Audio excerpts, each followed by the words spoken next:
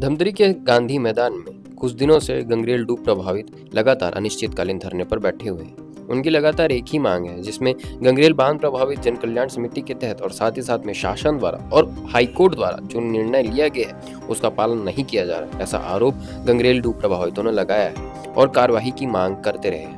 वे लगातार अनिश्चितकालीन धरने पर बैठे थे और उनकी एक ही मांग की थी कि जो भी हाईकोर्ट के द्वारा निर्णय लिया गया है उसका भी पालन ना हो पाना ये वाकई में खेद का विषय है। ऐसे में अब उनके पास कोई चारा नहीं बचा है और वे धमतरी से नवा रायपुर पैदल मार्च करने वाले हैं, जहां वो विधानसभा का शांतिपूर्ण घेराव करेंगे। आज इसी संबंध में उन्होंने ज्ञापन सौंपा और दंडाधिकारी को ज्ञापन सौंपते हुए उन्होंने कहा है कि हम शांतिपूर्वक पैदल मार्च करेंगे और अब हम विधानसभा का घेराव करेंगे। हमने लगातार आवाज उठाई और आवाज के विरोध में स्वर उठे और साथ ही साथ में शासन द्वारा कोई कार्यवाही भी नहीं की गई। ऐसे में हमको मजबूरी में आकर के इस तरह का फैसला लेना पड़ रहा है, जहां पर हम छत्तीसगढ़ी विधानसभा का घेराव कर रहे हैं। हम यह घेराव शांतिपूर्ण करेंगे, बिना विरोध के करेंगे और उसके बाद वापस लौटकर हम गांधी मैदान में फिर से अनिश्चितकालीन धरने पर बैठ जाएंगे और यह धरना तब तक जारी रहेगा जब तक प्रशासन उक्त विषय पर कोई संज्ञान नहीं लेता और कोई फैसला नहीं लेता। देखिए रिपोर्ट।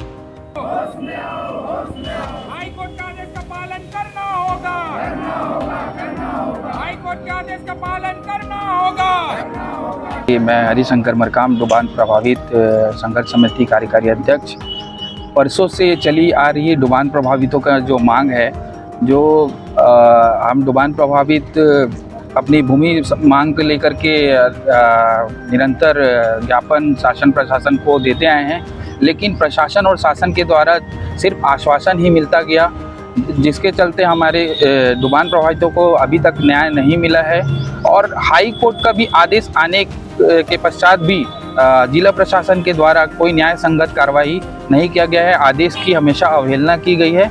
यहाँ तो हाई कोर्ट के आदेश का भी पालन नहीं कर। हाई कोर्ट का स्पष्ट आदेश था कि कुछ डूब प्रभावितों को आरक्षित भूमि जोगीडीह में बसाया गया है, तो उसी आधार पे जो बाकी जो डूब प्रभावित है 2004-05 से 9-10 के बीच में डुबान प्रभावितों को बसाया गया है, उसी तरह जो बाकी जो याचिकाकर्ता को भी उनके समान बसाया जाए, यह स्पष्ट निर्देश आदेश किया गया था, जिसको 3 माह के भीतर जांच कर आगे की कार्रवाई शुरू करना था। लेकिन प्रशासन आज लगभग 5 वर्ष हो गया है, प्रशासन अभी तक कोई न्याय संगत कार्रवाई नहीं की है, जिसके कारण हम मजबूर और विवश होकर के आज धरना पर बैठे हुए हैं। क्या लगता है, क्या कारण है तो अभी तक आपकी मांग पूरा नहीं किया?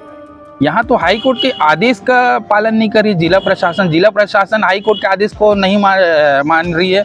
वो कहते हैं कि शासन की तरफ से जब तक निर्देश नहीं आएगा तब तक हमारे द्वारा कार्रवाई आगे नहीं किया जा सकता। ऐसे करके हमारे इस तरह का नहीं है, इस तरह की बातें कह रहे हैं।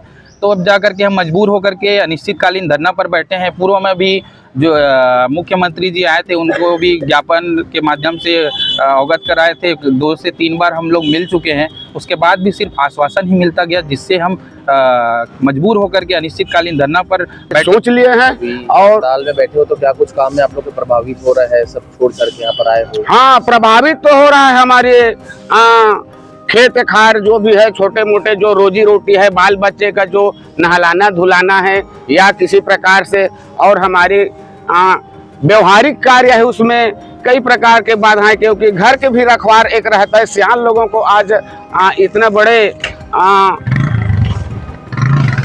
आकाश के एक छांव में बैठ करके हम लोग, एक झाड़ के छांव में बैठ करके रात और दिन यहाँ मच्छर काटते हुए भी हमारी सहानुभूति करते हुए हम लोग अपने आगे पीढ़ी के लिए ये लड़ाई को लड़ रहे हैं। और हम मांग रहे हैं, लड़ नहीं रहे हैं, हम मांग कर रहे हैं। भाई कितने की संख्या में पहुंचे आप लोग? यहाँ अभी हमारे आदमी 250 पौने 300 करीब आ गए होंगे। इधर उधर कहीं घूम रहे होंगे, कहीं कहीं आ रहे हैं।